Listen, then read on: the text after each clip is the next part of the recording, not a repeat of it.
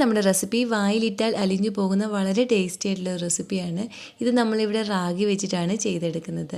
അപ്പോൾ നല്ല ടേസ്റ്റി ആയിട്ടുള്ള ഈ ഒരു പലഹാരം എങ്ങനെയാണ് ചെയ്തെടുക്കുന്നതെന്ന് നോക്കാം. അതിനായിട്ട് ആദ്യം വേണ്ടുന്നത് റാഗിയാണ്. ഞാനിപ്പോൾ ഇവിടെ റാഗി 8 മണിക്കൂർ ഒന്ന് കുതിർത്തെടുത്തിട്ടുള്ളതാണ്. അതിനുശേഷം കഴുകിയിട്ട് നമുക്കിതൊരു മിക്സിയുടെ ജാറിലേക്ക് ഇട്ട് കൊടുക്കാം. ഇനി ഇതിലേക്ക് 1 കപ്പ് വെള്ളം കൂടി ഒഴിച്ചു കൊടുത്ത് നല്ല ഫൈനായിട്ട് നമുക്കിതൊന്ന് അരച്ചെടുക്കണം. ഇപ്പോൾ നമ്മളിത് ഇവിടെ നല്ല ഫൈനായിട്ട് ഇതുപോലെ ഒന്ന് അരച്ചെടുത്തിട്ടുണ്ട്. ഇനി നമുക്കിതൊരു സ്ട്രെയിനറിൽ കൂടി ഒഴിച്ചൊന്ന് അരിച്ചെടുക്കണം. ആദ്യം ഞാനിപ്പോൾ ഇവിടെ ഒരു വലിയ ഹോളുള്ള സ്ട്രെയിനറാണ് എടുത്തിരിക്കുന്നത്.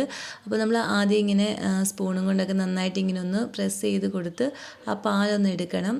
ഇത് നമ്മളിങ്ങനെ പ്രസ് ചെയ്ത് കൊടുക്കുമ്പോൾ ഈ പാല് വരാൻ കുറച്ച് പാടായിരിക്കും. അപ്പോൾ കൈകൊണ്ട് ഒന്ന് പിഴിഞ്ഞെടുത്താൽ മതി. കൈകൊണ്ട് നന്നായിട്ടൊന്ന് പിഴിഞ്ഞെടുത്ത് നമുക്കിത് ഒന്നും കൂടി മിക്സിയുടെ ജാറിലേക്ക് ഇട്ട് കൊടുത്ത് വീണ്ടും ഇതിലേക്ക് 1 കപ്പ് വെള്ളം കൂടി ഒഴിച്ചു കൊടുത്ത് നമുക്കിത് ഒന്നും കൂടി ഒന്ന് അടിച്ചെടുക്കാം.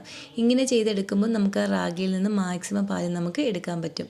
ഇത് നമുക്ക് ഒന്നും കൂടി ഒന്ന് സ്ട്രെയിനിൽ കൂടി ഒഴിച്ചൊന്ന് അരിച്ചെടുക്കാം. ഇപ്പോൾ നമ്മൾ ഇച്ചിരി വലിയ ഹോളുള്ള സ്ട്രെയിനിൽ കൂടിയാണ് അരിച്ചെടുത്തത്. അതുകൊണ്ട് തന്നെ നമുക്കിത് ചെറിയ സ്ട്രെയിനിൽ കൂടി ഒഴിച്ച് ഒന്നും കൂടി ഒന്ന് അരിച്ചെടുക്കാം.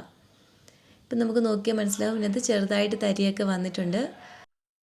ഇനി നമുക്കിതിലേക്ക് 1 കപ്പ് തേങ്ങാപ്പാൽ ഒഴിച്ചു കൊടുക്കാം. ഇതിൻ്റെ കൂടെ തന്നെ 1 കപ്പ് പഞ്ചസാര ചേർത്ത് കൊടുക്കാം. പഞ്ചസാരയ്ക്ക് പകരം നമുക്ക് ശർക്കര ചേർത്ത് കൊടുത്താലും മതി. ഇനി ഇതിലേക്ക് 1/2 ടീസ്പൂൺ ഏലക്കാപ്പൊടിയും കൂടി ചേർത്ത് കൊടുത്ത് നന്നായിട്ടൊന്ന് മിക്സ് ചെയ്തെടുക്കണം. ഇത് നന്നായിട്ട് ഇങ്ങനെ ഒന്ന് മിക്സ് ചെയ്തതിന് ശേഷം നമുക്ക് ഫ്ലെയിം ഓൺ ചെയ്ത് അടുപ്പിലേക്ക് വെച്ച് ഇത് ഇളക്കി കൊടുത്തൊന്ന് കുറുക്കിയെടുക്കാം. തീ ഒന്ന് കുറച്ച് വെച്ച് തന്നെ വേണം നമ്മളിതൊന്ന് ഇളക്കി കൊടുത്ത് കുറുക്കിയെടുക്കാൻ.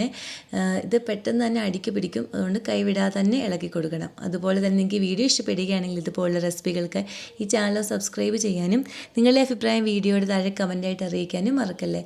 ഇനി നമുക്കിതിലേക്ക് 2 ടേബിൾ സ്പൂൺ നെയ്യ് കൂടി ഒഴിച്ചു കൊടുത്ത് നമുക്കിതൊന്ന് ഇളക്കി കൊടുക്കാം. ഇത് പാനിൽ നിന്നൊക്കെ വിട്ട് വരുന്ന ആ ഒരു പരുവായി വരുന്നവരെ വേണം നമ്മളിതൊന്ന് ഇളക്കി കൊടുക്കാൻ. ഇപ്പോൾ ഇതിവിടെ പാനിൽ നിന്നൊക്കെ വിട്ട് വരുന്ന ആ ഒരു പരുവായി വന്നിട്ടുണ്ട്. ഇനി നമുക്ക് ഫ്ലെയിം ഓഫ് ചെയ്ത് കൊടുക്കാം. ഞാനിപ്പോൾ ഇവിടെ ഒരു പ്ലേറ്റിൽ നെയ്യ് തടവിയൊന്ന് എടുത്തിട്ടുണ്ടായിരുന്നു. ആ ഒരു പ്ലേറ്റിലേക്ക് നമുക്കിത് ഒഴിച്ചു കൊടുക്കാം. ഇതിങ്ങനെ ഒന്ന് ഒഴിച്ചു കൊടുത്ത ശേഷം നമുക്ക് സ്പാച്ചില കൊണ്ട് ഇതിൻ്റെ മുകൾ ഭാഗം നന്നായിട്ടൊന്ന് ലെവലാക്കി കൊടുക്കണം.